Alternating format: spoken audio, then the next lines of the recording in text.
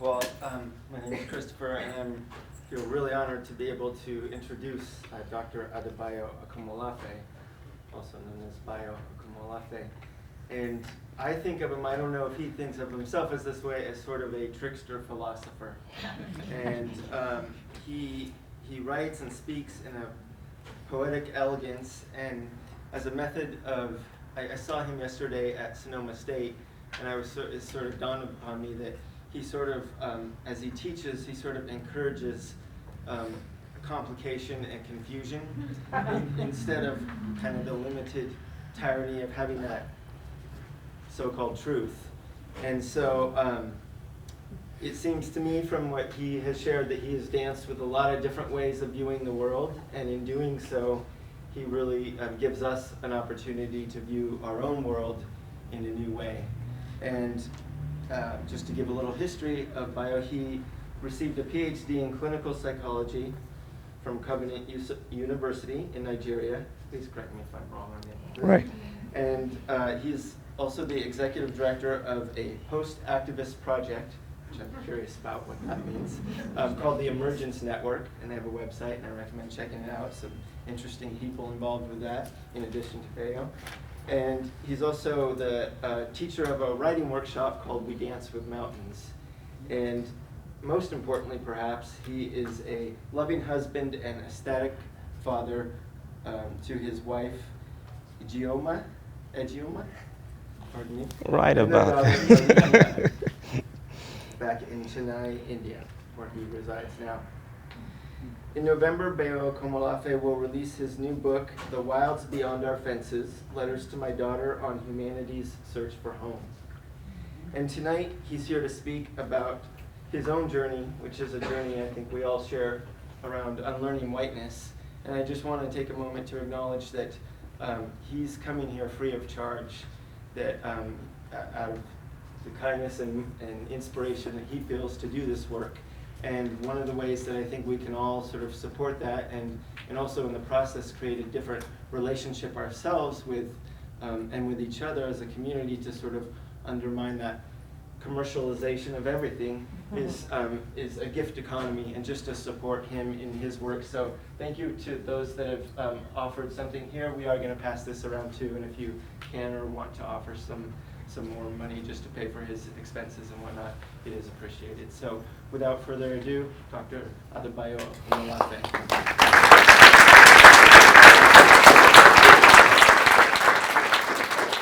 No, you're not going. Hug. Thank you. Thank you. Good evening. Good evening. Good evening. Oh, I'm blocking the. So I guess I have to stay somewhere here for this to happen. My name is Bayo Akomolafe, and I'm from Nigeria by way of India. I say by way of India because I live in India right now. And first of all, let me express my gratitude to all those that made this happen. I've flown 21 hours to be here. It's not as bad as it sounds. I'm not trying to whip up sentiments, but it was a long way coming here, and I'm excited to be here. I've been in the home of Tita Lenny. I call her Tita Lenny. Please put your hands together for her. She's been taking good care of me. And Cal, and I've met all Cal's chickens, and I know all their names. Let me see if this works. No, it doesn't, so I don't need to hold this then. Great. And I've met so many wonderful, great people. And this is a beautiful place. It's a beautiful country. And yes, I just want to express my gratitude, and my gratitude to the elements, the ancestors, the things that are invisible, the things that are not seen and noticed that makes this possible. So thank you. Thank you for being here right now. Thank you to the chair, to the furniture, to the building, to Donald Trump, to everything, even things that would rather rule out of the equation. So I'd like to start by sharing my name and what my name actually means. Bayo means I've met joy. Yoruba people, where I come from Western Nigeria. Yoruba people like to give names that have meanings, right? They tell stories. You don't just give a name like that. It has to have a meaning and a ground. Akomolafe means the one who teaches others the good life. No, low expectations, please. The same thing I said yesterday in the university. I don't pretend to have the formula on how to live a good life. I'm still figuring it out myself, in spite of my clothing. So we're all here together, and we're in this together. But what I'd like you to do is to start with something that I think almost, attends every event that I'm a part of. I'd like you to get up and hug 3 people. Without pushing up the projector, please.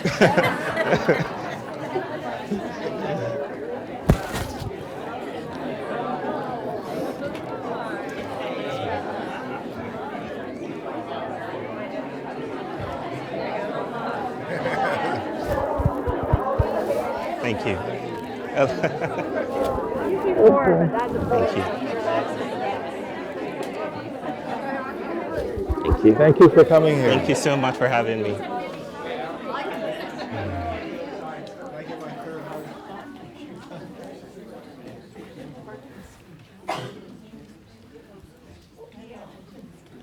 Thank you so much.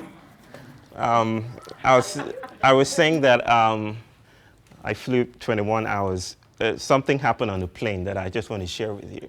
So the hostess is pushing, bringing the food and all of that. And she's asking everyone, vegetarian and non-vegetarian? And everyone says, vegetarian or non-vegetarian. And she keeps on going along. I'm the only black person on the plane, by the way. And I noticed because, yeah. And she comes along to me, and there are 2 people before me. I love window seats because I love privacy. So she says, vegetarian or non-vegetarian, and the guy answers, and the next person answers, and then she looks at me and says, chicken? And I'm like, seriously? And I'm like, wow, how could she have guessed that I actually wanted chicken, right? But I was like, this is amazing, precognition. I didn't know these airlines have psychic hostesses.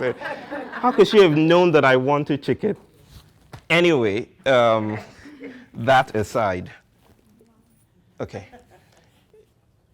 We landed, and then I started to think of an experiment that was conducted recently or some time ago.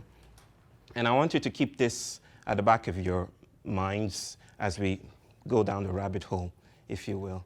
So there was an experiment, and it was used to situate the so-called war on drugs that is popular now, and that informs policy and administration.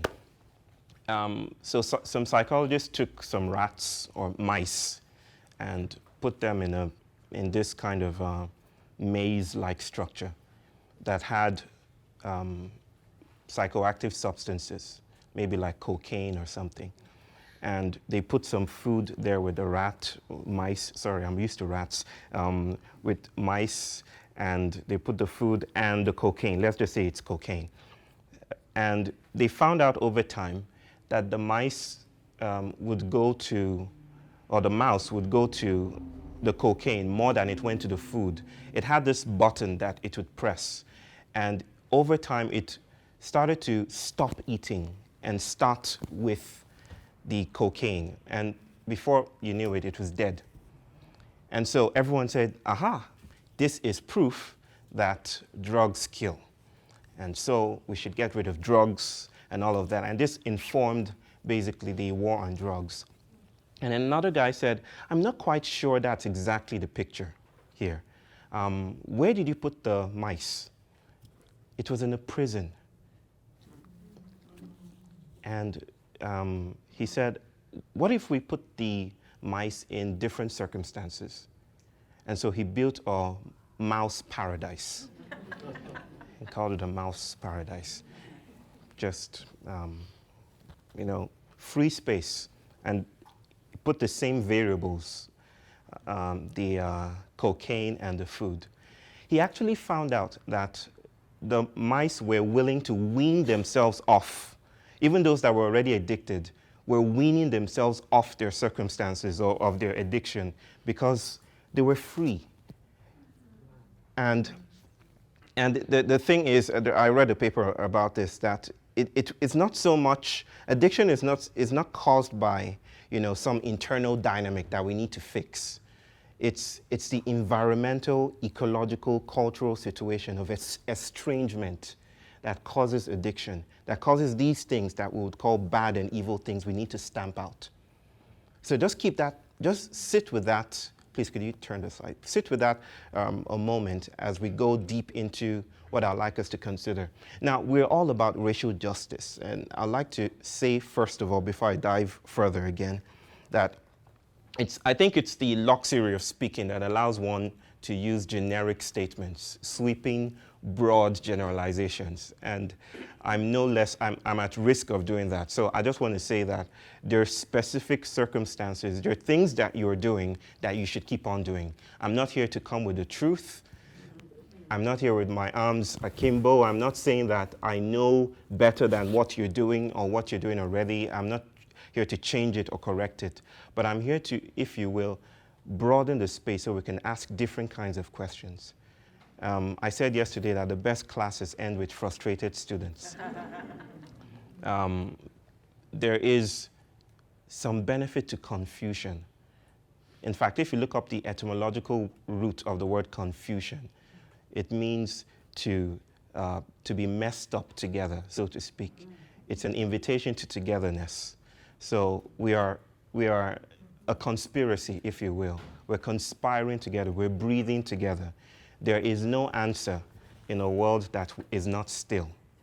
There is no final bus stop or arrival place in a world that is constantly entangling itself. So please, no, I think this is good. Yes. So this is what I'd like us to do. This is an exercise for all of us. Is everyone up for an exercise? Let me see your hands up. Wave it up in the air like you just don't care. That's as far as I can go with hip hop. So this is the exercise. I'd like you to think. Now, we've been doing great work, I'm sure. I don't know every one of you, but I know some of you. And I don't know your stories, but you know your own story. So the thing is, we've been doing awesome work, some work that we're probably proud of. We're trying to bring out about a world that is racially just, economically just. It is ecologically just. We're trying to do all these things. We're trying to do. Now, what are you trying to do is a question. If you could imagine a world that is beyond the painful elisions or occlusions of racial pain, what would that look like? In other words, what will racial justice look like? Just, if you will, close your eyes. You don't have to close your eyes if you don't want to. But just imagine a world that is racially just. A world that is racially just. What does that look like? What do people look like? What are people doing together? Is it even possible to imagine such a world?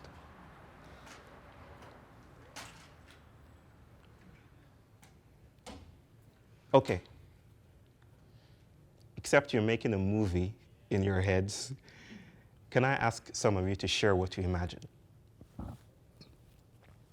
What do you see when you imagine a world that is racially just? Aha. I just imagine people like being able to be vulnerable with the unknown. Difference. Right. Thank you. Thank you. There's no wrong answer, okay? So if you imagine a world where McDonald's is spread out everywhere, please feel free to share it. Anything matters here. Yes, any other person? Yes. Well, today, for instance, I saw a police officer and he was waking this guy up because he was sleeping up against a tree, and he helped him up, and they both did this This kind of thing. Yeah, and Okay. I thought, that just made me feel good. They were interacting with each other, and it felt good. Right. And to witness that. Right. So, that's a little. Thank you. Thank you. Any other? Yes. I just keep thinking no one has to live in fear of anything. Yes. I would like that. Thank you. Right. I think that there has to be Water, please. some economic equality. Thank you. There has to be a baseline at which nobody gets left behind or falls past a certain point, and it kind of corrects for past racial injustices. Right. Thank you. Yes. Sorry, hands. Oh, no, that's okay. I immediately saw an image of the playground I used to bring my kids to in San Francisco, where all the children were from completely different backgrounds, economics, everything, but they played with each other with no barriers.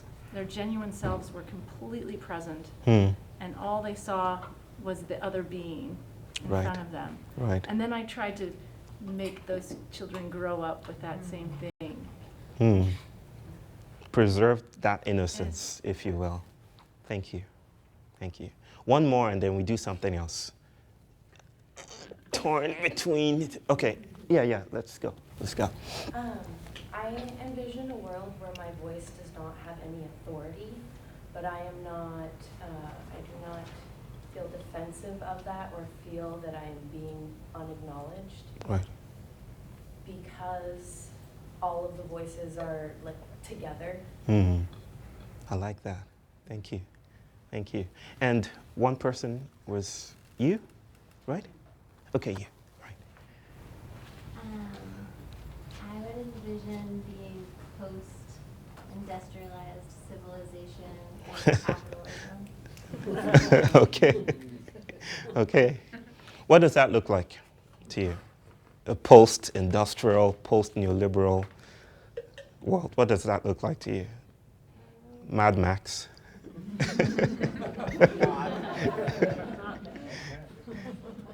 Something like that. Okay. I think it was Donna Haraway that said every world comes with its own shadow.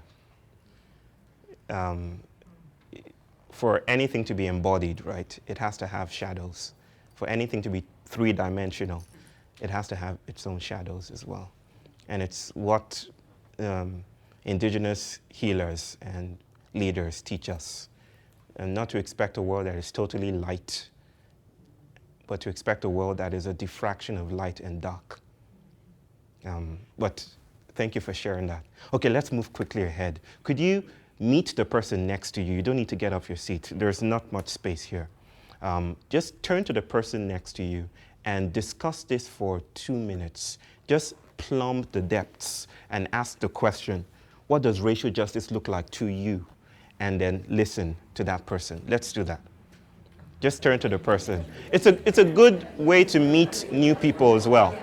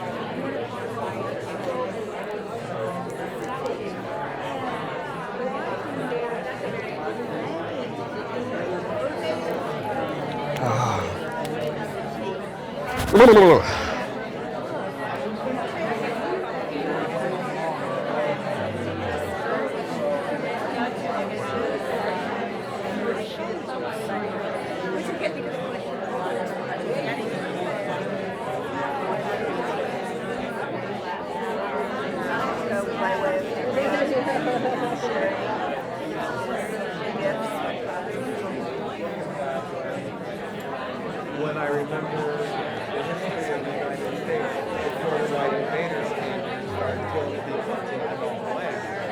They were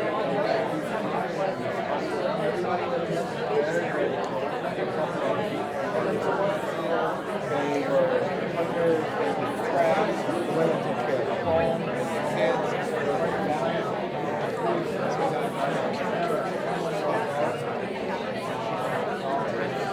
if the men wanted to go to war, they had to say, listen, it's families, and there isn't enough was a great swath of the land would be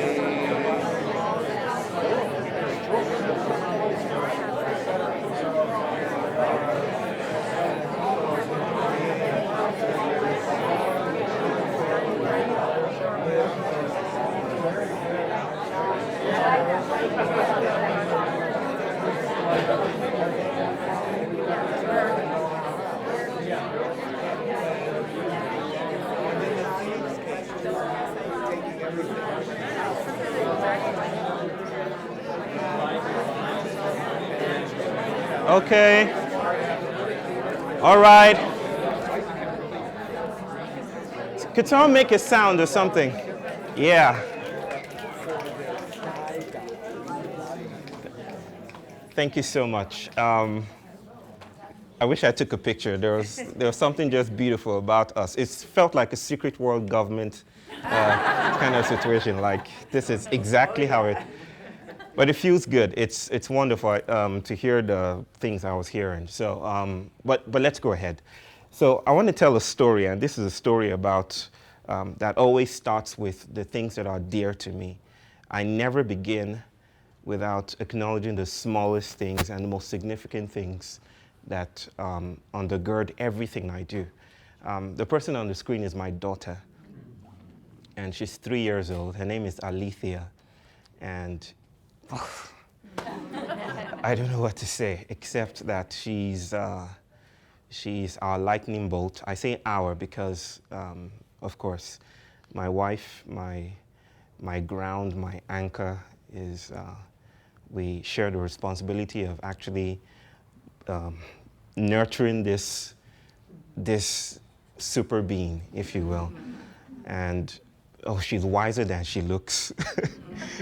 She might look small, but she has a generation worth of knowledge inside of her. And when I got into the United States, I received a message from my wife, and she said, Alethea prayed for me. My wife is Christian, deeply Christian. I'm otherwise.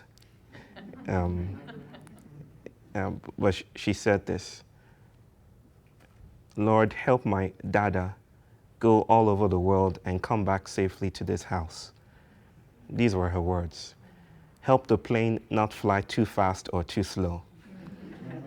Let it not go into the clouds like last time, because we were in a situation the last time we went, and make it bumpy. Help them bring all that my dada needs to his table, which happened here. So thank you for letting me share that.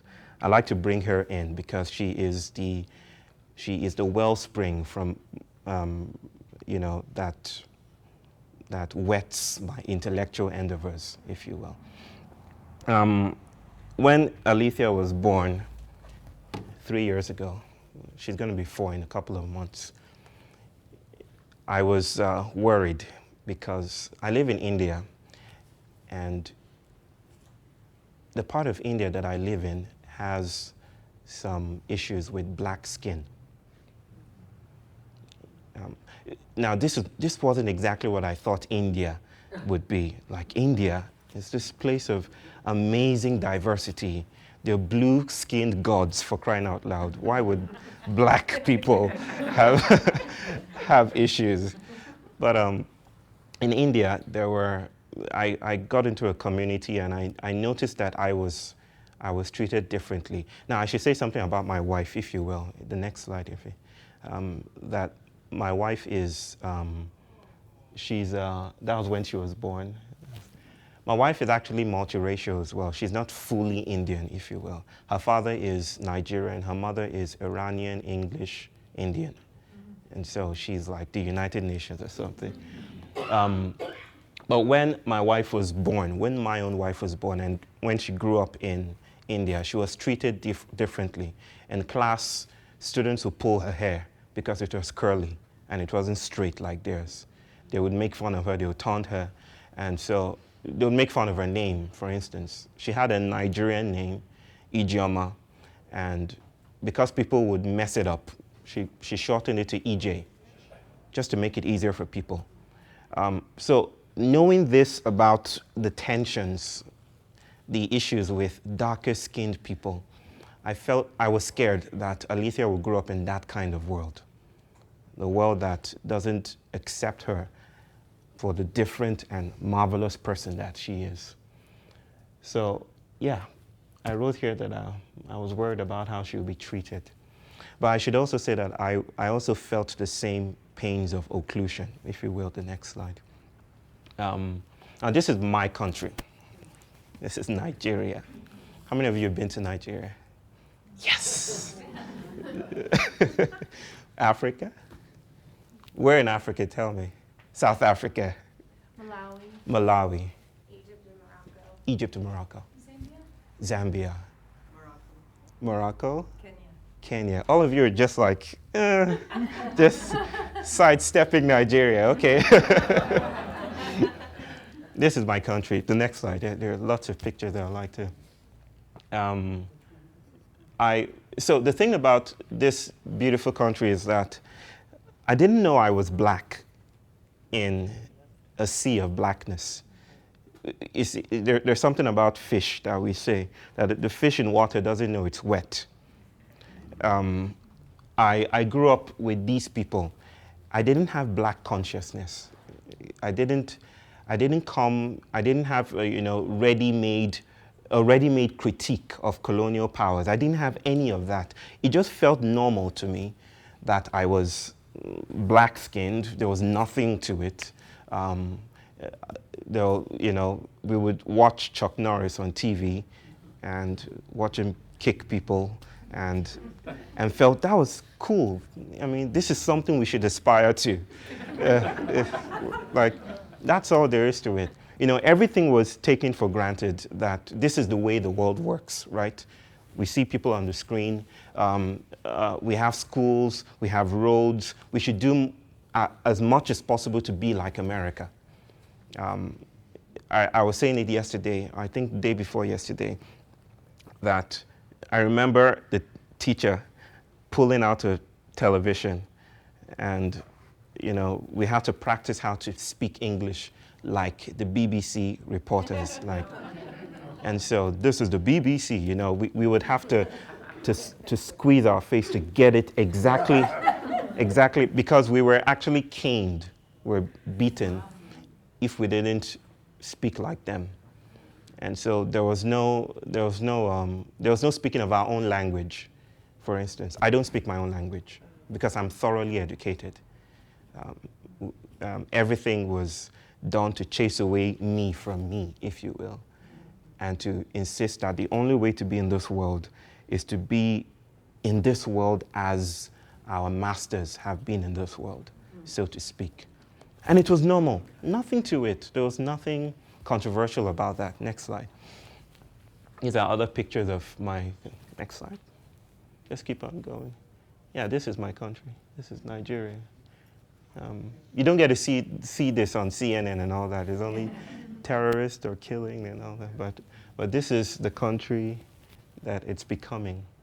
Please, next slide as well.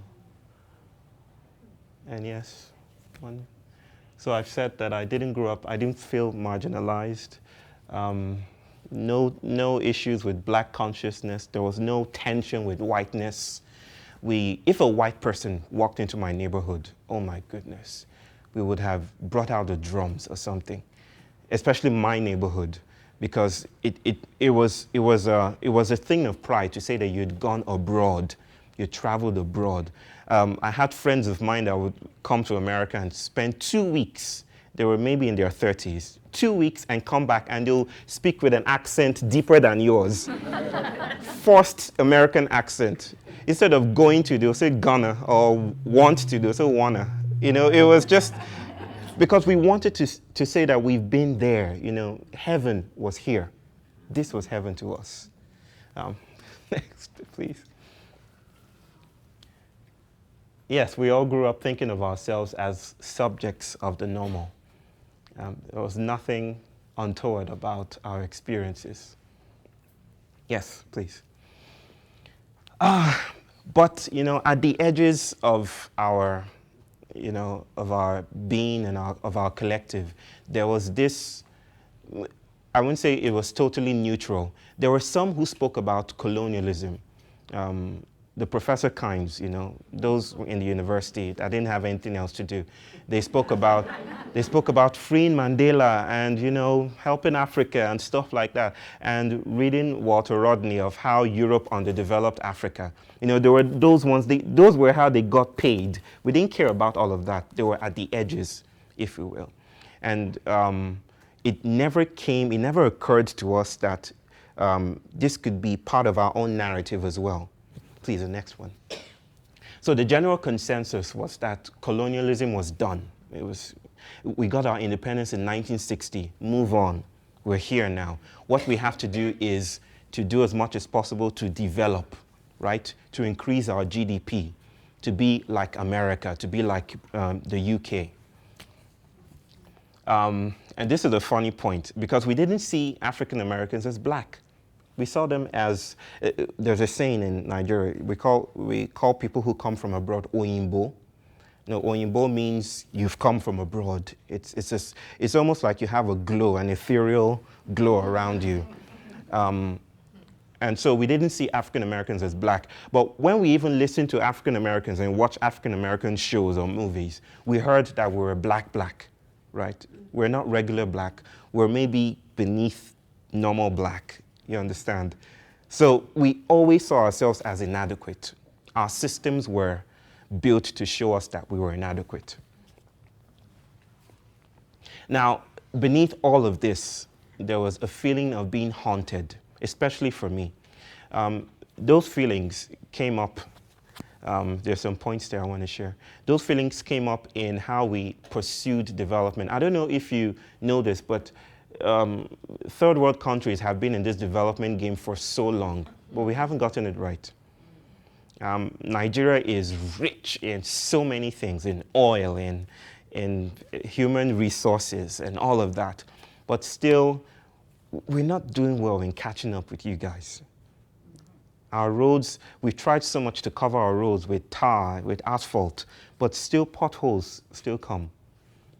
It's like the earth is insisting on being noticed, if you will, and breaks through our attempts to cover it up. So yeah, as I started to grow in school and started to ask the questions, how can we catch up with you guys? I noticed that some things were tugging at my consciousness, haunting our attempts to reach the final goal, to be exactly like you guys. For one, it was our failure, our constant failure at industrial development. Corruption, you've heard so much that Nigeria is corrupt. Now, if you come to Nigeria, for instance, you get to the airports, you see a policeman walks up to you and tells you, please give me $100, whispers to you, stuff like that. Now, the government has said, this is corruption, we should stamp this out. But we had gift cultures prior to the bureaucratic interruption of statehood. We had gift cultures where people shared with one another, where instead of me saying, I own this, we gave to one another everything. In fact, there's a saying I shared yesterday that I've stored the excess of my wheat in the belly of my neighbor. This is what Indians say. It was a notion of abundance that implicated the collective instead of stopping at the individual. And this is the gift culture we practiced. And then the colonial moment came and brandished or labeled that gift culture as corruption. So anytime anyone says, give me money, you say, oh, that's corrupt. But that was our way of energizing our relationships. But now it was against the state, if you will. The next one, please. And our religions. How many people go to church here? Just, yes. Okay. I was about to say pray. Yeah. If you come to Nigeria, you go to church, ma'am. It's a very unique place. It's a unique. Okay. Okay. Who goes to regular church here? Not black, just regular black. Anyone? Regular church? Just okay. Regular. Okay, the church here. Do you guys do a lot of dancing? No. No, right. Unfortunately. In Nigeria, everything we do is dancing. It's like our indigenous traditions want to find a way to tug at the practice of the sacred, if you will. Now, if you go to an African church, there's a lot of dancing, there's a lot of sweating, and that's how we worship. And we're surprised that when we come to your churches, it's just praise God from whom all blessings flow.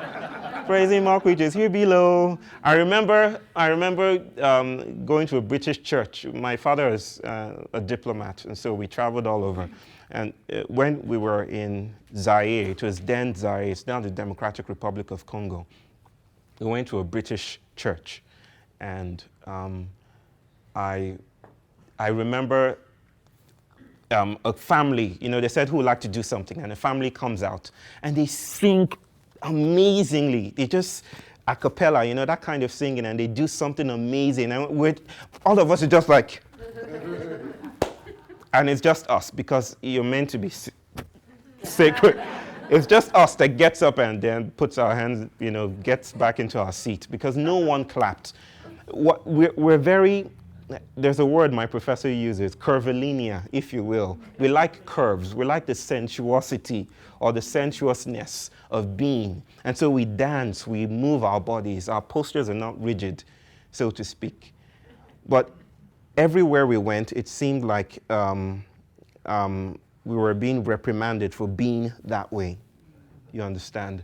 And so I felt also, I started to notice that it seemed as if our practices of the sacred were also haunted by the so-called pagan ways of being that we had left behind. This dancing, we had to give it another name, but we couldn't leave it behind. Our bodies wanted to move. Please, the next one. And this is the punch.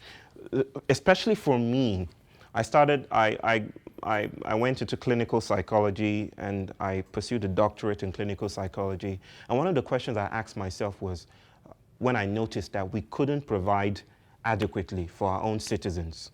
There are about maybe 10, 14 beds, I may be wrong, but 10, 14 beds to 100,000 people. Not enough healthcare services. And so I started to ask questions that maybe it's not an issue of duplicating or multiplying what we already have, these small resources. How about other ways we've done it in the past? What did we do to take care of ourselves? I mean, how did we see the world? How did we see well-being? What does schizophrenia mean to the man who has never been to school? And so I decided to look for psychiatric alternatives or therapeutic alternatives to the modern ideas of well-being. Please, the next slide. So, in doing that, in navigating my world that way, in coming to understand that some things were haunting, it started to dawn on me that the things I had taken for granted, the things I had taken to be normal, were constructed, so to speak. My normal world was imploding. The idea that we have a saying in Nigeria is very, very prominent, that education is the best policy. And that's our way of saying you have to go to school. If someone comes up to you and says you're not going to school, it means you're either wicked or you're evil, or maybe you don't have enough resources to send your child to school. But no one came out and said, I'm unschooling or I'm homeschooling. It's not heard of. Everyone did their darndest to take their children to school. But I started to notice that the things that I'd taken for granted, the things that I'd set up as the normal, the status quo, were constructed. There were power dynamics at play behind the scenes of the ordinary. And I needed to confront them. Please, the next one. And so I adopted the language of resistance and anger. So this is my trajectory of how I became black. How I adopted a black consciousness. How I learned to lift my fist and say black power. From someone who was just black-skinned to someone who became black.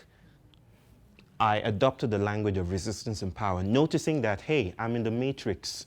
I decided I'm going to join the force. I'm going to join the rebellion. So I'm going to become black. And I adopted the language of anger. I started to, maybe some hate started to come into the picture. I was angry with the people who came into our country and took us off as slaves. I wanted to find a way to respond to racism. And so I really started to think of African alternatives, Afrocentrism, Pan-Africanism, finding ways to say, you guys can do it, well, we can do it too. You have development, we can have our own development too. In fact, if you look through the history books, civilization was actually African. We started it to do, that was my argument. My premise was finding a way to refute the supremacy of whiteness, to say that we also have our own place. It doesn't have to be white to be right. And black doesn't equate to lack. We can find our own place in the world because I was angry. I needed to find a way to assert myself and to safeguard my identity. Yes. Not moving? Oh, it did. It did? Oh, yeah, there. Didn't see it, right there.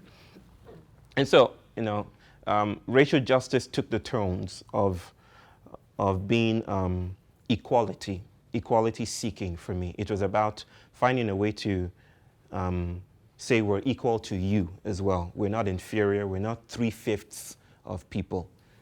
My skin matters, but I'm equal to you. That was the entire premise. And this was my whole trajectory of becoming black. But I think this was my salvation, if you will. I came to the edges. So in my search for psychiatric alternatives, I went to my people, okay? I took the trip. I work in a Christian university, and it was really frowned upon that I took this step because you don't go to the devil. You stay in the light. You don't go to the darkness. But I went to the darkness, if you will, and I sought them out. These guys live underground, metaphorically speaking. They don't advertise their stuff. It's by word of mouth that you go to meet them. And I'm speaking of traditional healers. You may call them shamans, you may call them healer priests, you may call them herbalists. This wasn't the guy I went to, but it's a picture. I can't show the picture of the guy that I went to.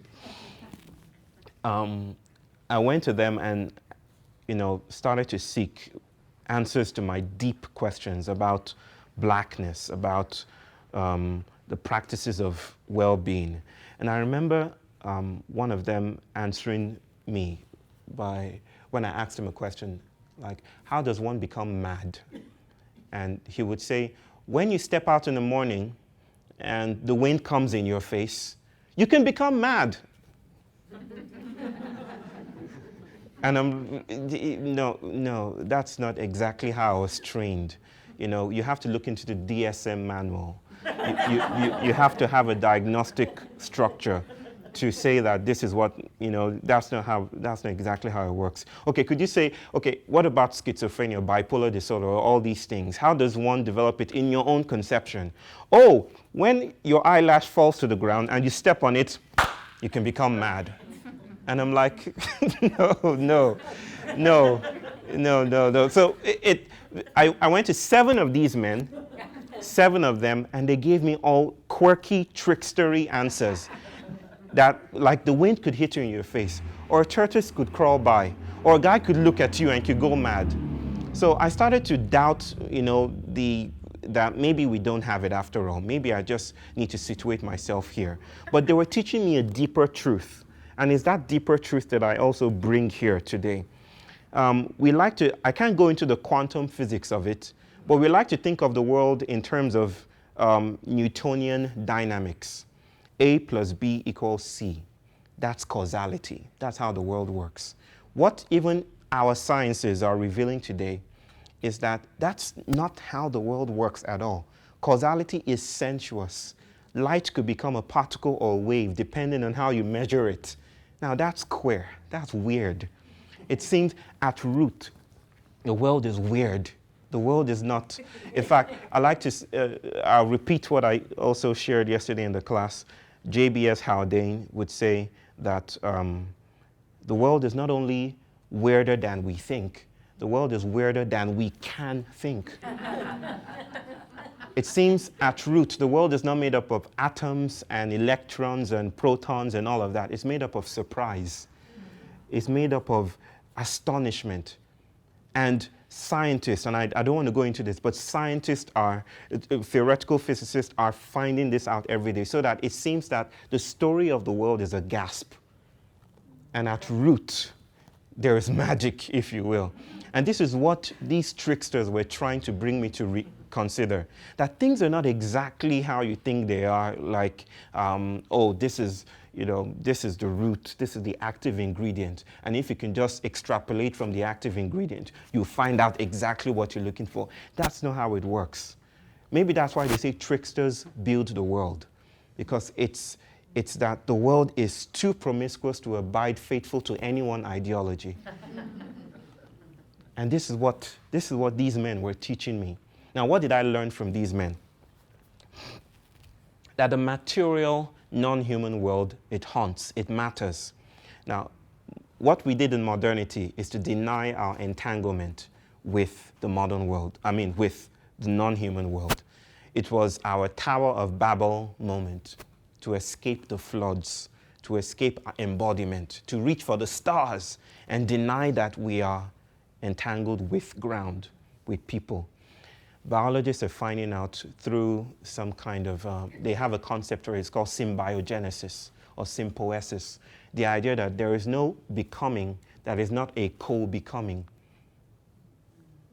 We don't become, we co-become. Relationship precedes the things that relate. You can only understand the world in terms of relationship. This is what these men were trying to teach me, that the non-human world is alive. It's alive.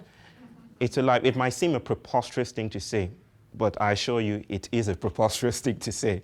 The world is alive. It is breathing. It is agentic. It has effects. This is what we're finding out today. The next one. One shaman said to me that your pills won't help you much, because he says, he told me that he knew that clinical psychologists, the traditional psychotherapists or clinicians would issue a pill to solve your problems. It's not about a pill, he would say. That's some kind of biological reductionism.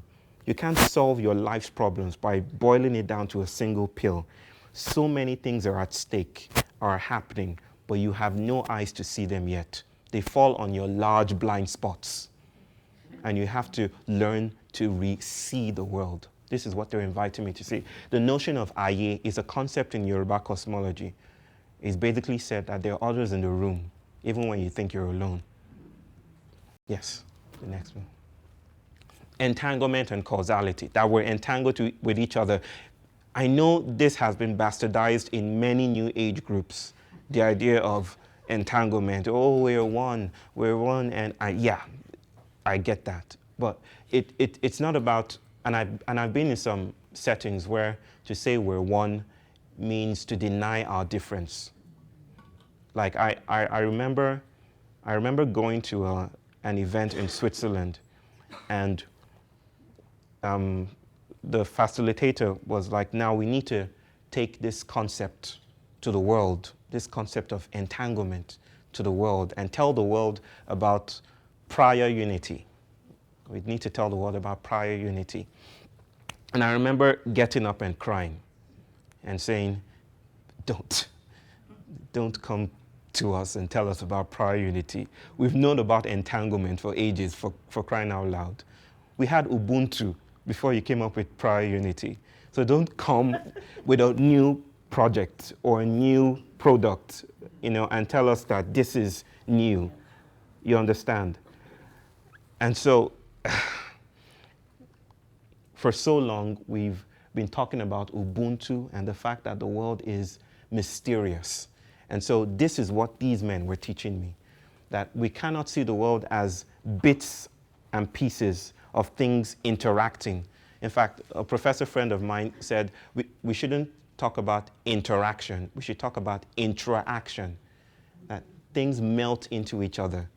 Things derive their boundaries only from the relationship that they have in the first place. So, as you might come to understand, the first thing I learned about myself from meeting these men is that I was actually white.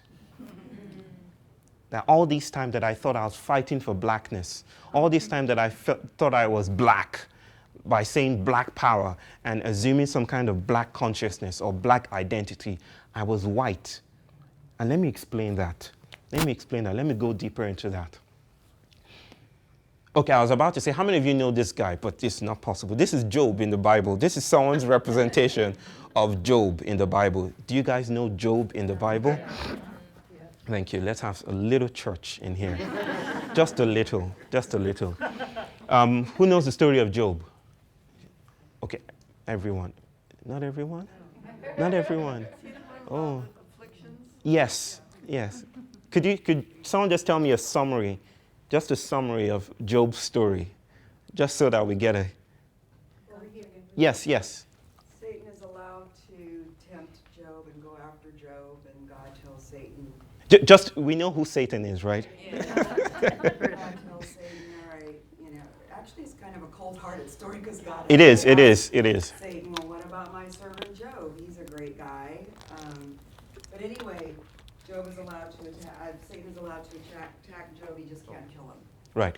And Job goes through some horrible, horrific things. He loses his family, he loses his children, his home, his livestock. But he never forsakes God, and he never gives up on his faith in God.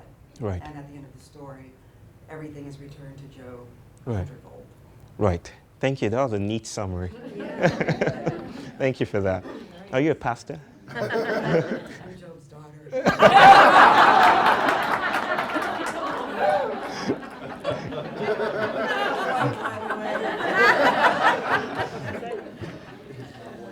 So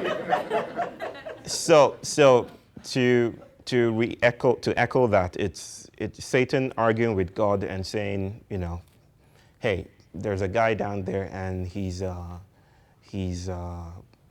says he's holy, but I bet you if you take everything away from him, he will curse you to your face.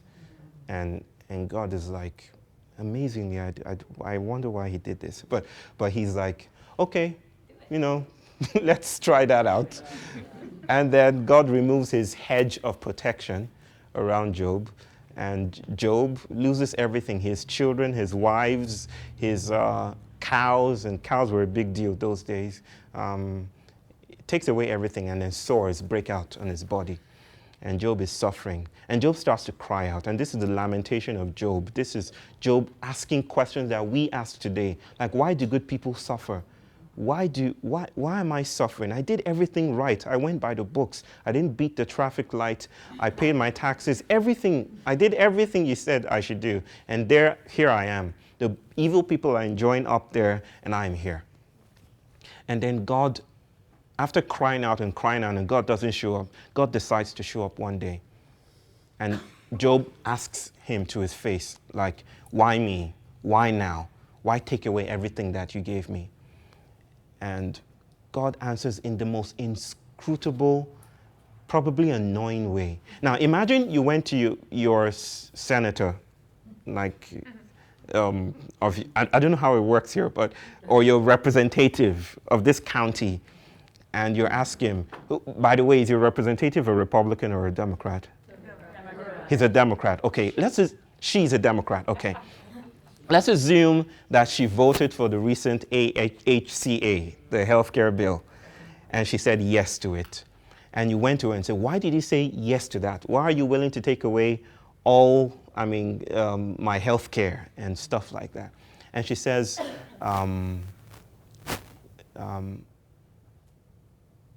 is Donald Trump's hair orange?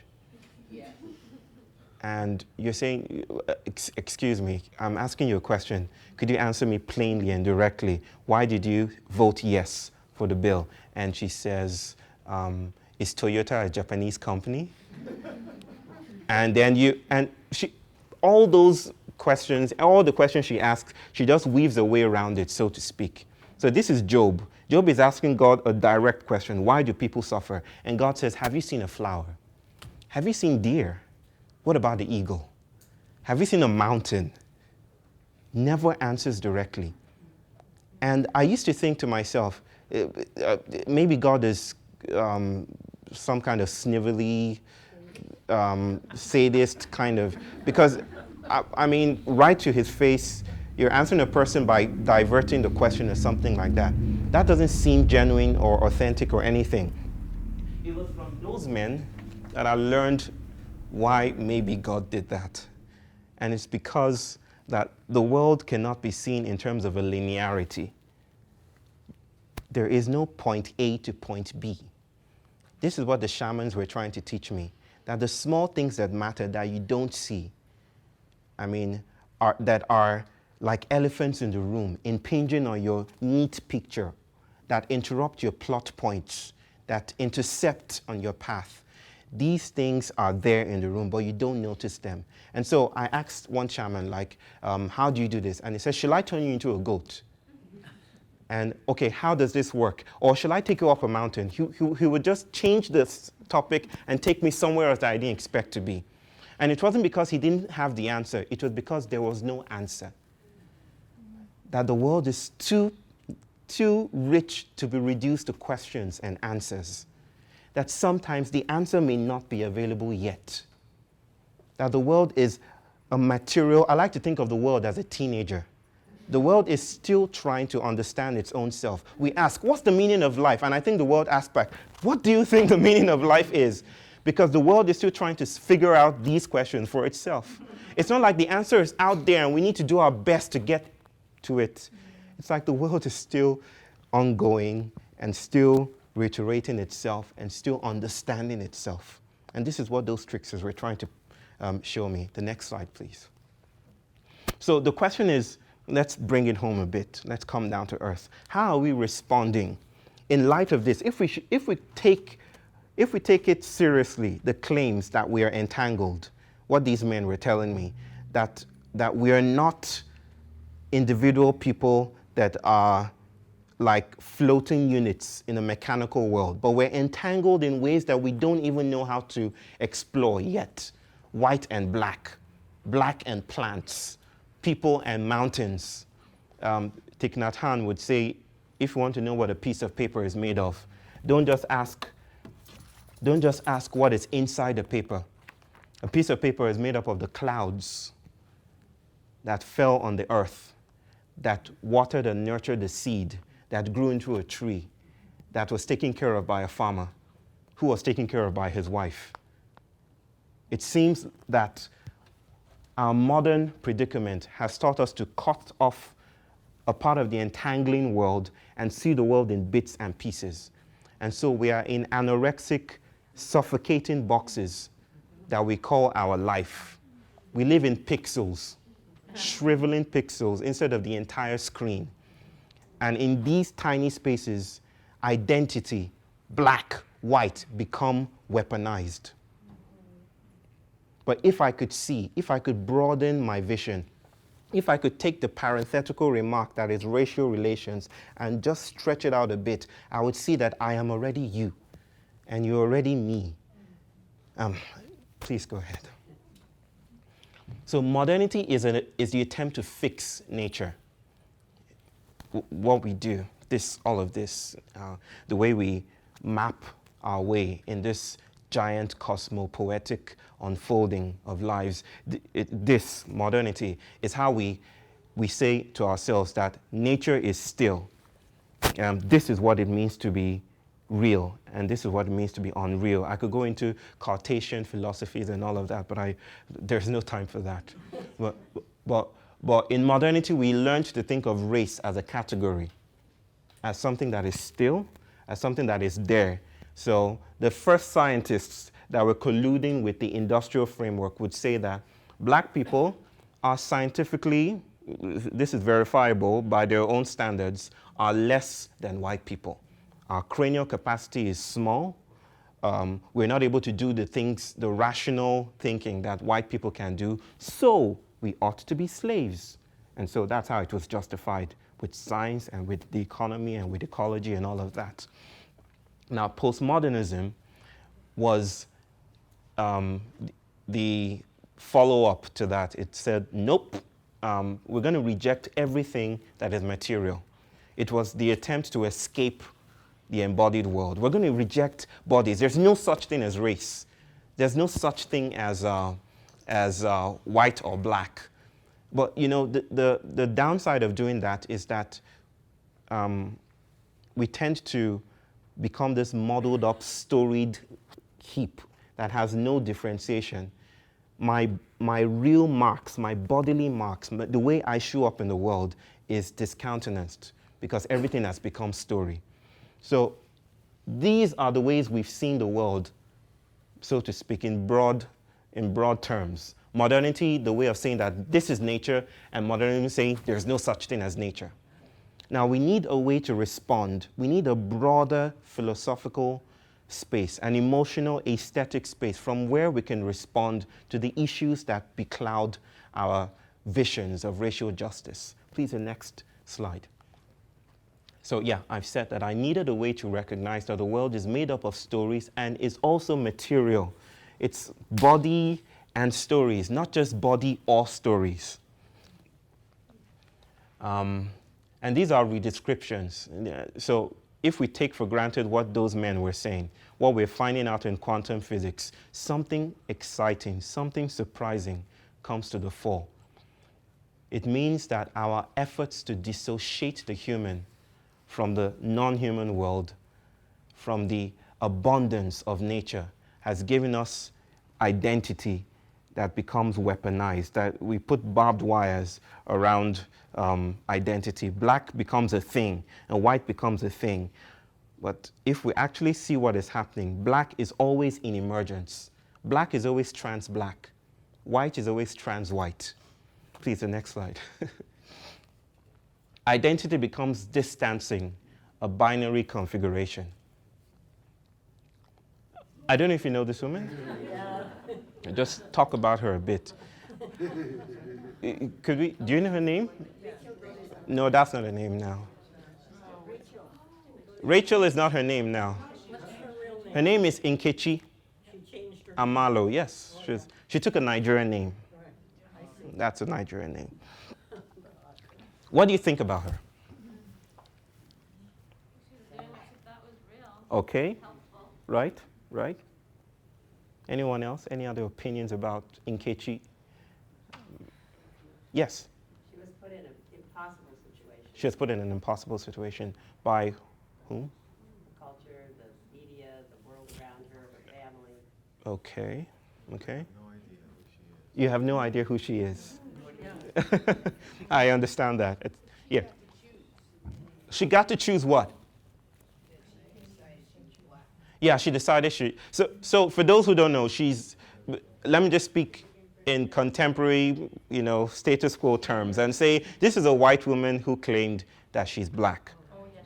This is a white woman who claimed to be black and grew up in a white family with white parents, was in no situation of precarity. She ate well, she grew up well, and then according to her brothers, her black brothers, adopted brothers, she decided one day, you know what, I'm black. And how did she justify it?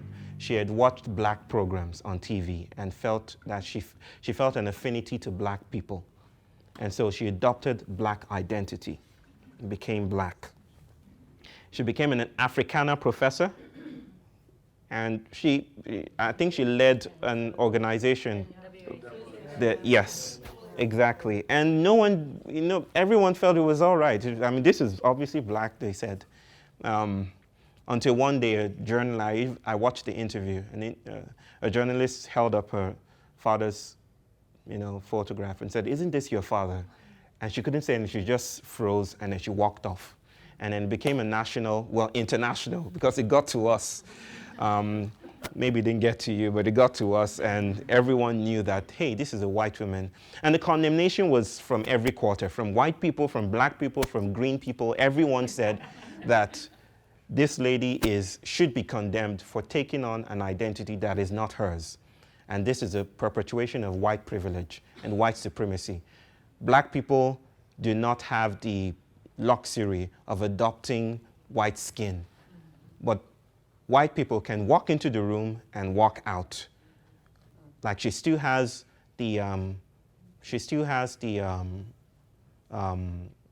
framework to be white if she wanted to. She could turn her face. She could remove her hair and become white again.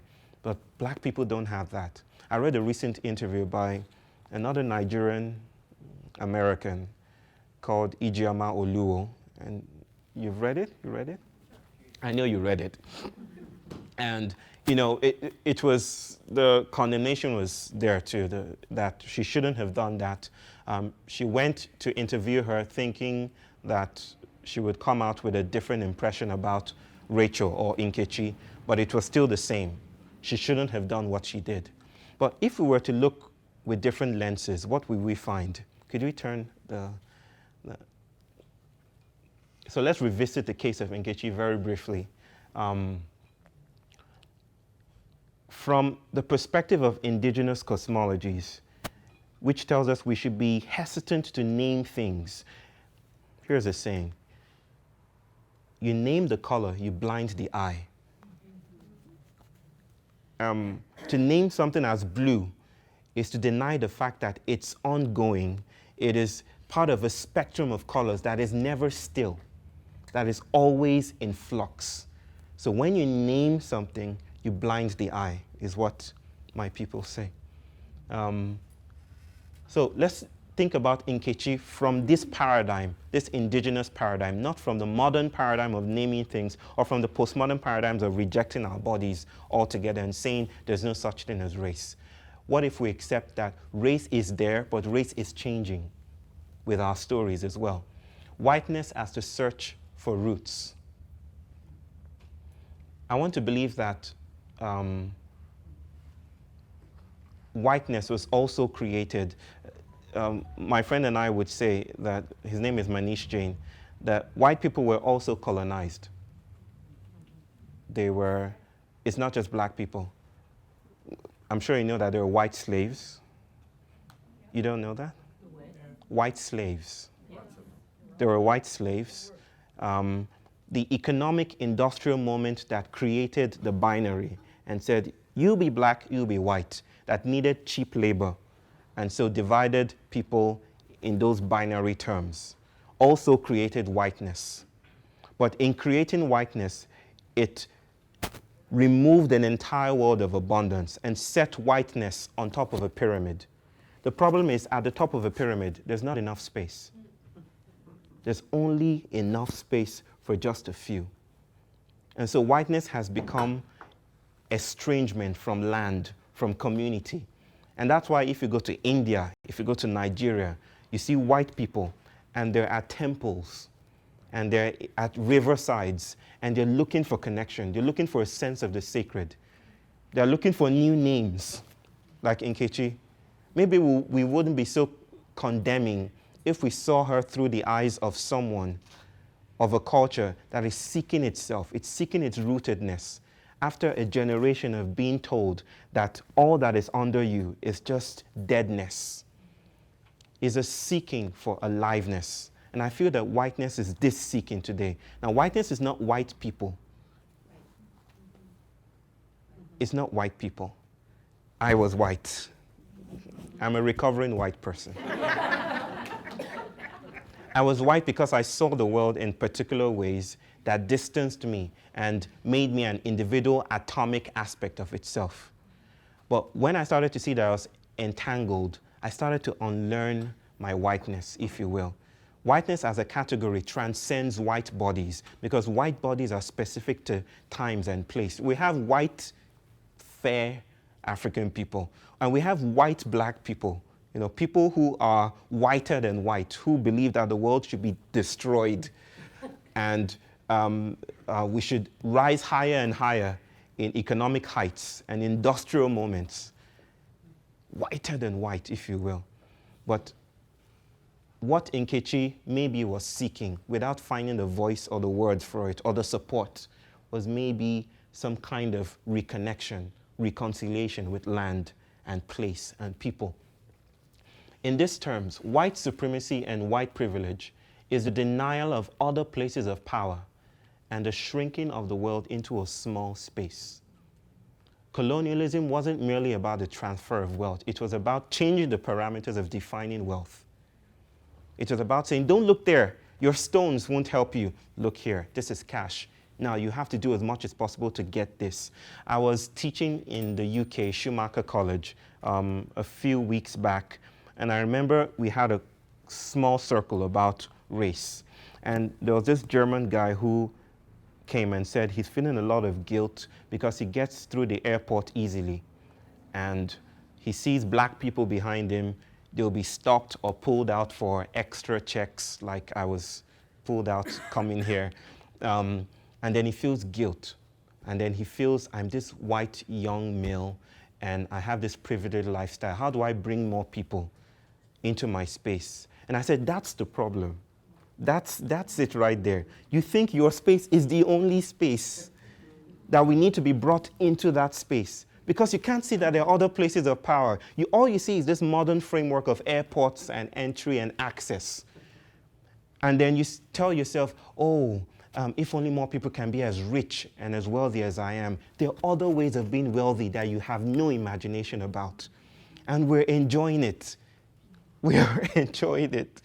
If you come to India, this room is not even full at all. I was in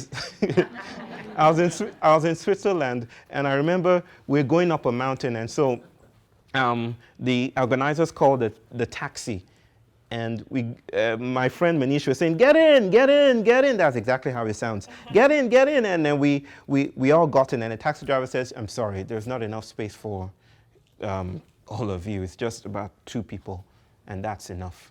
And my friend was like, in an auto rickshaw, 17 people would sit conveniently, and it's not even done. It's not about, when we speak about other places of power, we're saying to ourselves that there are other ways of being in the world, there are other ways of navigating the world that modernity has pushed out of the frame, has chased away. There are other ways of eating that's beyond the shopping mall. There are other ways of listening and touching each other. There are other ways of taking care and mothering, of organizing family that has been made invisible by our insistence that we have to be permanent in this world, and so we install ourselves. But if we stepped out of this box and we joined the flow, we'll find out that the world is so much more abundant. My friend would host something called the Cycle Yatra. Take people on bicycles across India, without phones, without money, without technology, just bicycles. Bicycles, and they would ride through villages, and people would say, "Stop, have some tea, have some food." We have a scarcity of trust because we've learned to see nature as our enemy and us as ensconced, imprisoned in this little space where we have to fight climate change and fight, it's us against the world. We have to get everything we can from nature and put it to ourselves. We don't see ourselves as part of nature. Because of that, we don't occupy other places of power. And so this is the invitation here. Maybe white privilege and white supremacy is not about getting rid of it. It's not about bringing black people into the room. It's about noticing that there are other rooms that we could occupy just as well. So justice has to mean something other than saying, join us. It has to mean, where else can we go? What other things can we do together? In what other ways can I bring my body into a place? Modernity shrinks everything into a tiny space. Posture becomes this, I wake up like this, I drive to work like this, I am on my laptop like this. Decolonization is about dancing. It's about moving the body. It's about stretching the body. It's about noticing that there are other ways to move your body other than this fixed, rigid posture. And that's a different notion of justice altogether. The next point, please. So you can see that white guilt is also a phenomenon of white privilege. That, oh, how can we bring more people? No, we don't. This is not a time for guilt. This is not a time for, and you shouldn't try to be good white people. Like, oh, we need to, because even your goodness is defined by a standardized moral template that colonizes the question, that takes away that stamps out other voices, your attempt to be good. And I know many well-intentioned NGOs and initiatives that try to save us, they try to save people. But what they're actually doing is they're cutting out our own voices, cutting out our own ways of being in the world, reducing our orgasmic cosmologies into their little tiny do's and don'ts. The next point, please. I know. We need that line again. But here's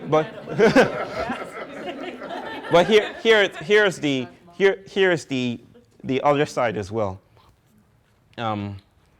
Because even black people or colored people are in this modern framework, we have been using our victimhood to oppress. Let me put it this way. I have an African-American friend who wrote to me and said, now she doesn't understand why her people or her sisters or brothers, specifically sisters, would get so inflamed and angry when a white person touches their hair and says, I like your hair. And, the standardized, it seems like it's permeated into the media now that what you should do when a white person touches your hair and you're black is to tell the white person off and say, don't do that. You shouldn't do that. It's almost as evil as using the N-word. You shouldn't do that. Don't touch my hair. Don't reduce me. Don't objectify me. But here's another question, and it's hard for me to ask, but I have to ask it. What if the person just likes your hair and wants to feel your hair and is your friend or something, The question really is, what if, could it be okay, let me put it this way, could it be okay to have relationships with people that are other than us without it being pressed into this agonistic, antagonistic space of racial difference? Is there a way that I can meet the other person, the alien, without traversing, without going through this portal of anger? Because answering this question, I feel, or answering questions that are related to these kinds of questions, I think holds the riddle for how we meet each other in genuineness and authenticity. Right now, it seems we are at different sides of the aisle with guns held at our heads. If you touch me, that's igniting trauma, igniting pain and warfare. If you touch my hand the wrong way, if you say a word, if you say something off, then when will we ever meet is the question. When will we ever find each other in middling spaces or in riddling grounds? How do we find each other is the question here. Please, the next point. And this is what I learned. So Nkechi claims that she's trans-black. She's gone to South Africa right now, and she's made that claim again. She says she's trans-black. In the academic world, to be trans-racial is something other than what Nkechi is claiming for herself. But what if we all are trans-other or trans-black? I don't know if you've heard of the DNA test thing that was viral a while ago. It's still a huge deal. People walk into a room they have cameras to their faces, and the person said, I hate black people, or I hate white people, and stuff like that. And you do a DNA test, and you find out that you're 36% black. You have the enemy within you, so to speak. You're comprised of the alien. In fact, you couldn't be yourself without the other, so to speak. My daughter is undefined. She's not fully black, so to speak. She's not fully white because she has a pure, I'm going to use conventional terms. She has a pure great-grandmother who is English, pure English woman, Mary Poppins kind of situation, pure English. And yet she has Indian, and she has Iranian there, and she has black. And I feel that's maybe what the world is longing to do with us, to queer us, so that we no longer have claims to permanence or notions of identity that are exclusive. And that's what the DNA tests are showing us, that we're not exclusively anything. We're already muddied. We're already violated by the other that we pretend to build walls to chase out. Can I have the next one? So, I think within the frames of this indigenous cosmologies of what these men and women have been talking about, we need to expand the imaginary just a little bit. We need to, instead of reinforcing colonial imperatives, I like to say that sometimes the way we deal with crisis is part of the crisis. The way we approach troubles only reinforces those troubles that we try to evade. So what are some of the implications for indigenous perspectives, for racial justice, how we may rethink or redescribe what we're trying to do? Equality is not enough. It's not. It's just like the feminist modernism wants women to be equal to men. Why?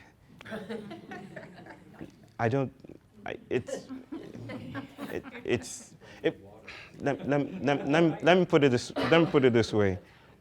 Equality is so mathematical, so mechanical a principle, it doesn't do justice to anything at all. It's just like saying, I'm in this prison. Now, to join me is the height of all we can think of. Now, you need to join me in this prison. Equality is, so in indigenous terms, since the indigenous world doesn't have those mathematical formulas, it's more about sensuousness and emergence and entanglement. Equality is not an adequate response to feminism, to sexism, to racism, to any ism. What we're looking for is something more dynamic, something that affirms that I'm already in you and you're already in me. Not an issue of, now let's be at the same level. Because being at the same level also denies that there are other places of power. It's just like, let me put it this way. In Nigeria right now, there are lots of, women are doing their best not to, and I think it's all over the world. No one talks about menstruation. No one talks about it. Women are hushing up about it because women are moving into the workforce more and more. And so they don't want to talk about the aspects of their bodies that seems to pull them back into soft, dynamic, intimate places. And why is that? So they're seeking, there's some kind of soft feminism that advances the notion that women shouldn't do that. They should wear skirt suits and go out there and be like their men and carry briefcases because they can do it. So we need a woman president. We need a woman. Now, what that forgets is the place of power, indigenous place of power, where women came from. They say in my culture, that menstruation was connection with the ineffable. That when a woman is menstruating, she's connected with the moon. She's connected with universes that we do not know. But we've banished those pagan notions. And so we're stuck in this prison where everything has to be equal to be worth it or to be meaningful. And so this is really the invitation here. What are we excluding from the picture by insisting on equality? And what else could happen? So it means justice is always justice to come. There is no arrival point here. And this is this is painful. There's no point where we arrive at and say we've got it, because the world is constantly moving. The world is constantly entangled. Chinua Achebe would say, in response to Archimedes would cry, "Give me a place to stand and I shall move the world." Chinua Achebe says, I don't know if you know Chinua Achebe, he wrote Things Fall Apart. He's a Nigerian novelist. He's dead now, but he's believed to be the greatest African novelist. He would say, "Give me a place to stand and I will move the world," but there's no place to stand. We all have to stand with the earth and move at its pace. There is no place to stand. There is no point where racial justice will be solved, and that's the hard thing. There's no resolution, if you will. There's no point of arrival where we look back and say, now we've got it. And that's why I talked about shadows. There's no light without shadows. The more you look into light, in fact, you can try it at home. If you get a perfectly circular source of light and cast it on the wall, if you look in the middle of that light, you'll see a shadow. Light and shadow are already diffractively entangled. You can't get one without the other. So to insist on a world that is totally solved the way we want it is to continue to perpetuate the modern myth that we're distanced from the world. We have to learn to live after the fall.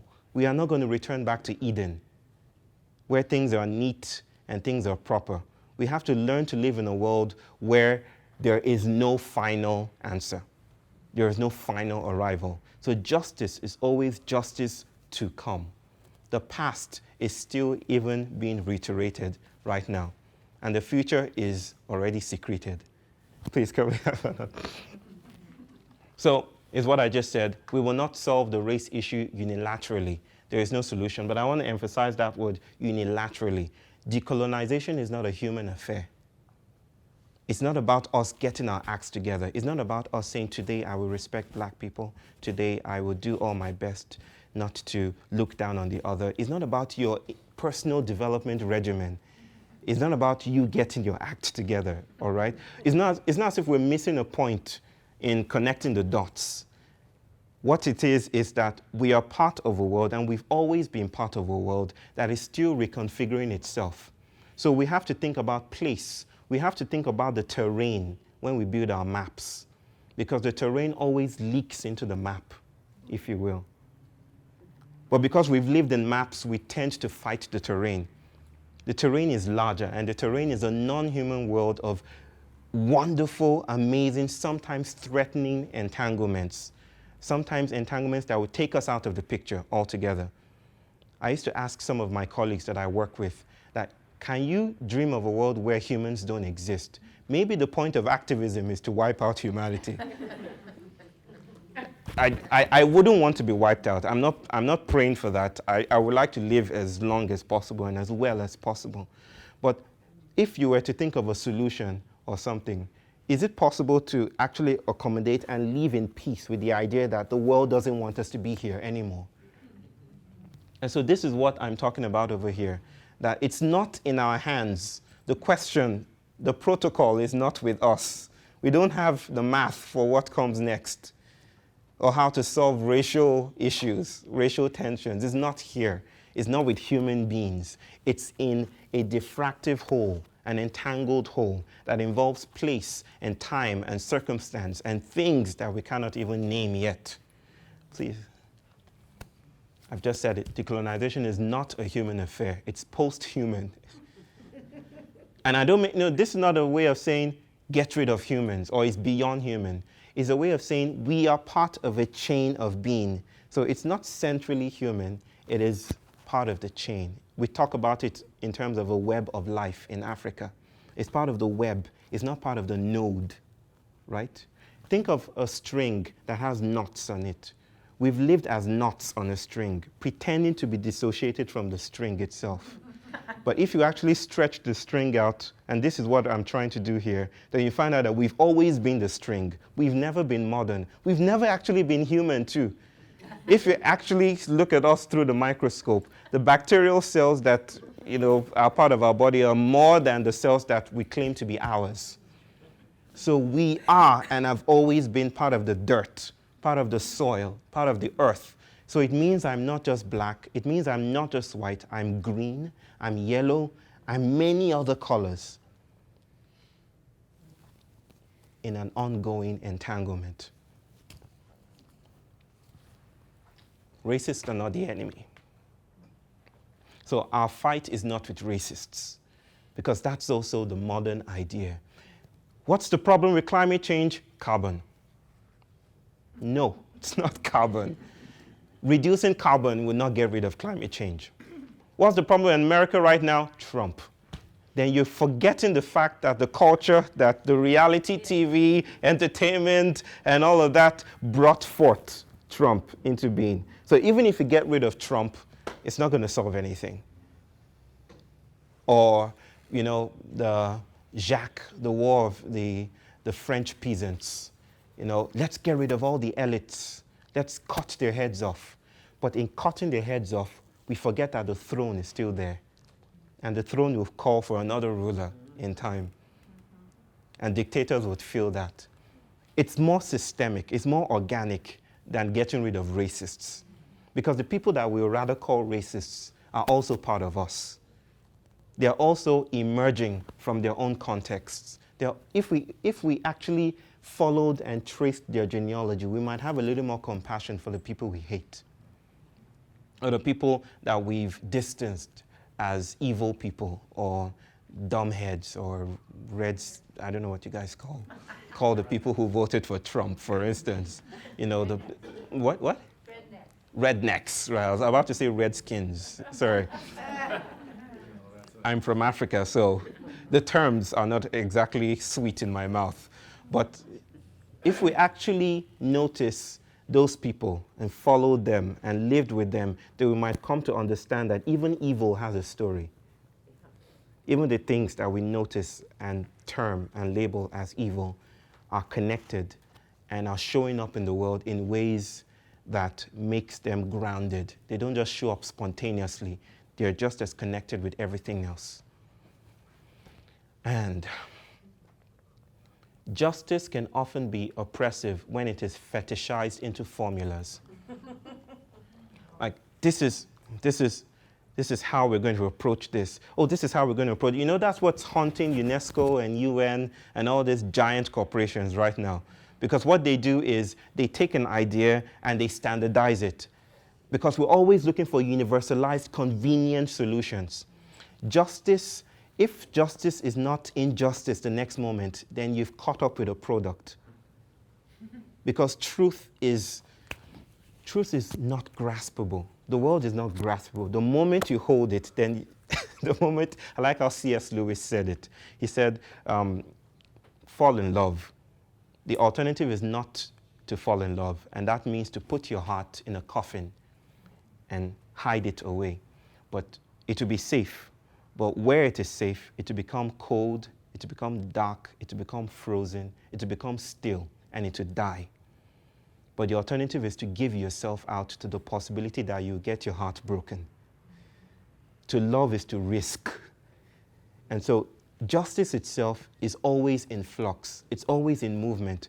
Immediately we find a formula, a model on how to deal with race or any issue at all, then we run the risk of oppressing those people that we think we want to help. And in the game of sides, the greatest loss suffered is the other side.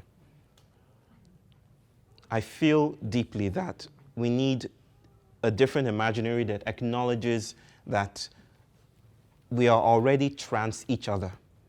And the only way to come to some kind of, it's not about unity. I think something deeper than unity is being called for now. Entanglement. It's about noticing we're already with each other. And what that brings about, I cannot imagine. I don't know. I'm sorry, when I gave you the exercise to think about racial justice, I didn't do it. Because when I consider the paradigm that I come from, it's almost unthinkable. What comes next, I don't know how to put it in words. And I'm not even struggling to. Please, let's have the next one. I think this is the final one. I'm getting boring. A coming down to earth is needed. Justice is not this giant, with all due respect to Martin Luther King and his oratory skills and his poetic abilities, I do not believe that justice is a giant thing we have to tug on and bring it down to earth. Justice is not heavenly. Justice is of the earth, meaning it's always changing. And so the modern idea that justice is out there and we need to build spaceships to get it, to reach it, needs to be deconstructed to meet the idea that justice sprouts from the ground. Justice is secreted with every gesture. And so a new radical shift, not a justice that can be put up in little boxes, but a justice that comes with every word we say, noticing that the world is created in every moment, in every second that we speak, and we are recreated in return. That's a different notion altogether. It's a coming down to earth that needs to happen.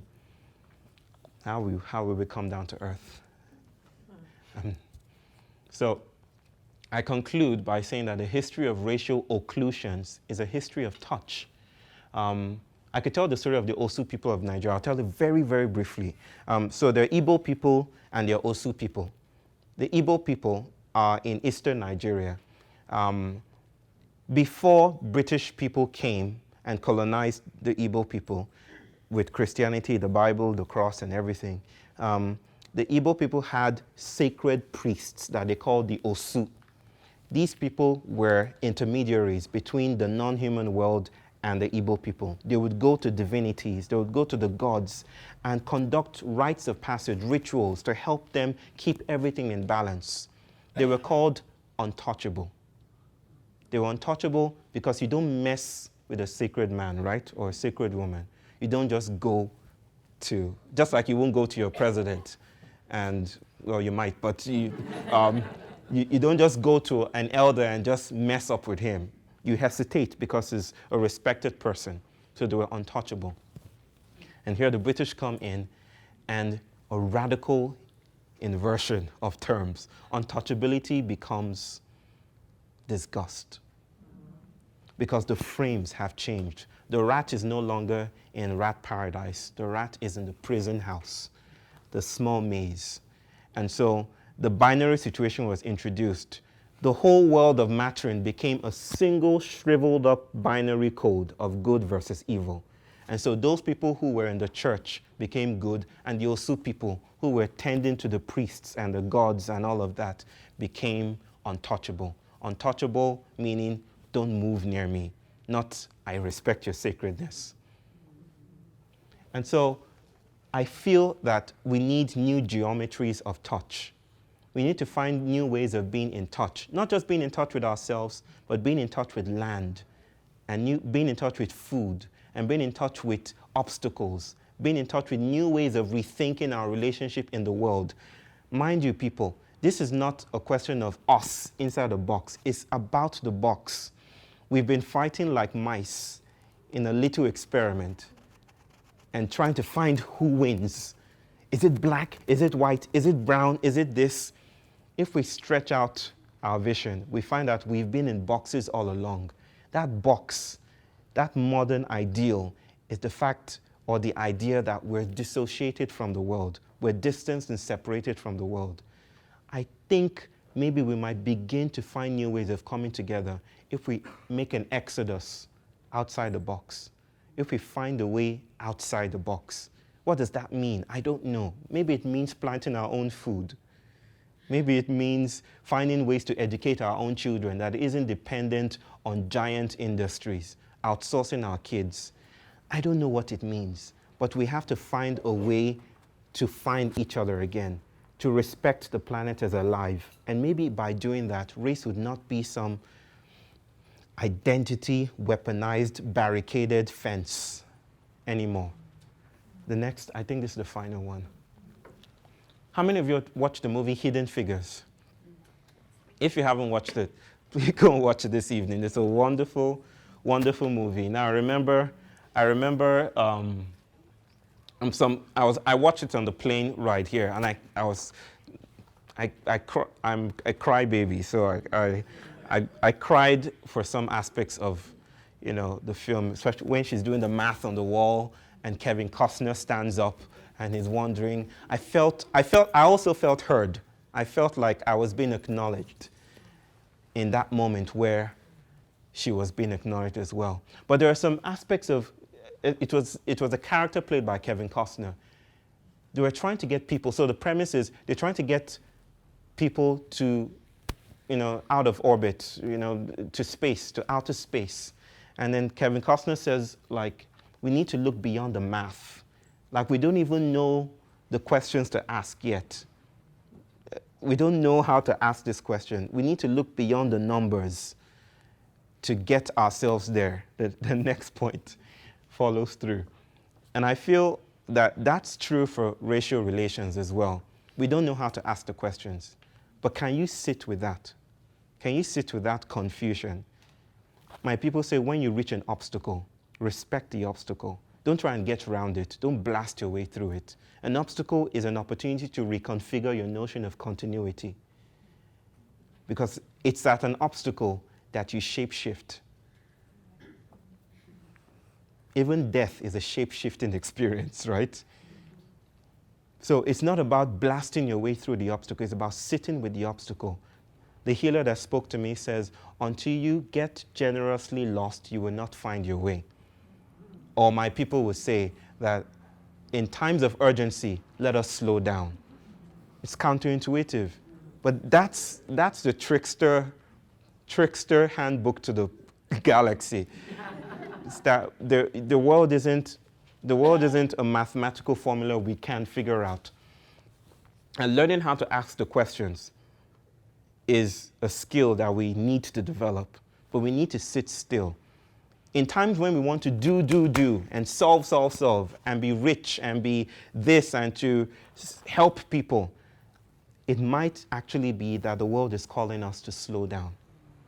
And that might sound politically stultifying, like it doesn't help us to, and I'm not trying to rule or, to paint with broad strokes over here. There's situations, specific situations. If my own daughter were was the one that fell into that gorilla, in that, I would not slow down, I assure you. I wouldn't call on the gods. I will rush in there to save her. But I feel, generally speaking, if you will, maybe there's a situation that is calling us to notice that when we rush and when we try to do, we're only perpetuating the same crisis we're trying to evade. So it calls for a sitting down, and that's not passiveness. That's sitting with. Remember, we never do anything alone. We do everything with.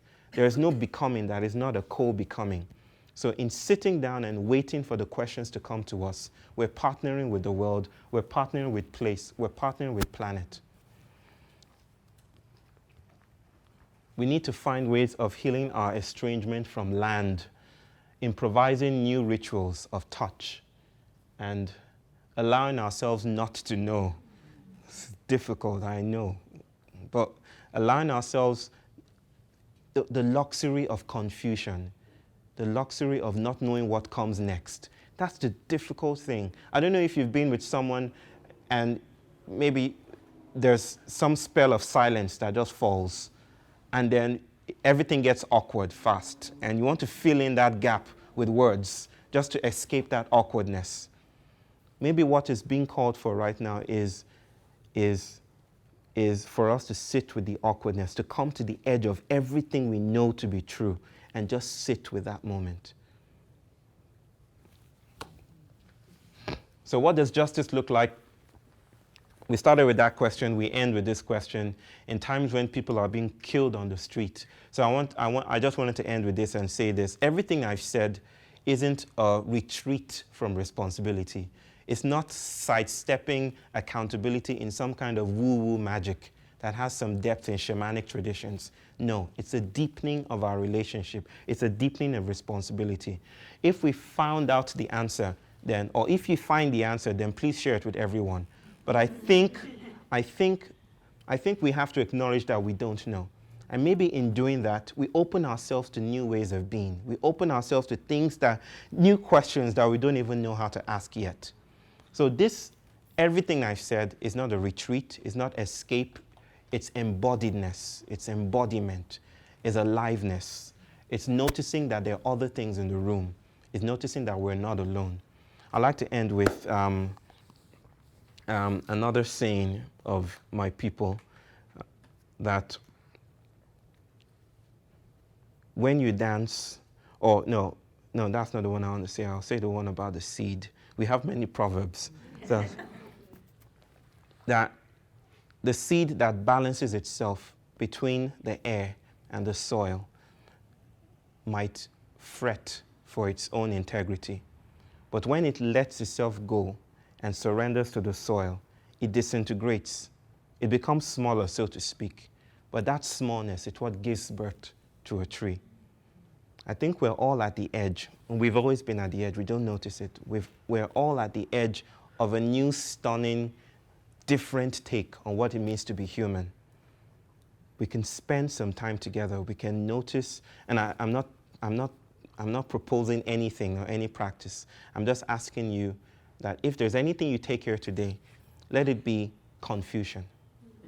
Let it be the emptiness of not knowing what next or what comes next. Let it be bewilderment at not knowing, at knowing that the world doesn't fit your own ideas of what should happen. And that's it.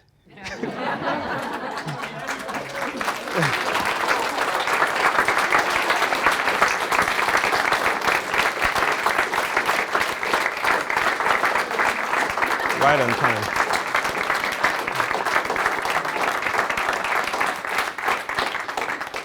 I didn't plan that, but it was the right time to stop. It was the right time to stop. Yes. I feel a need. We've been sitting, you've just like allowed your beauty and your intelligence to just wash over us. And I appreciate it. And I think I have an offering that might help us to end. Okay. Yeah? A song, yeah? Easy to do. Is it all right with everybody? Yeah. So, if we stand.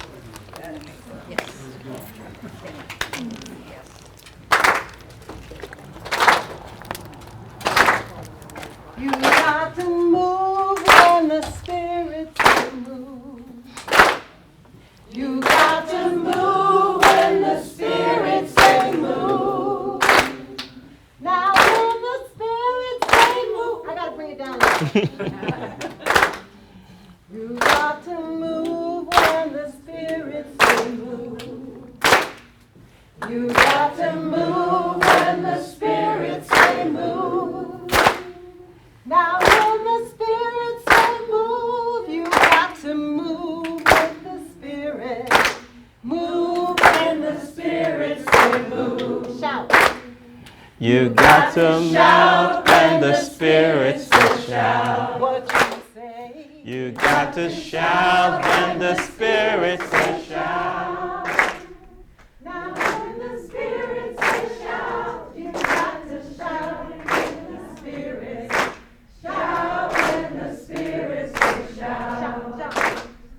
You got to jump when the spirits say jump. You got to jump.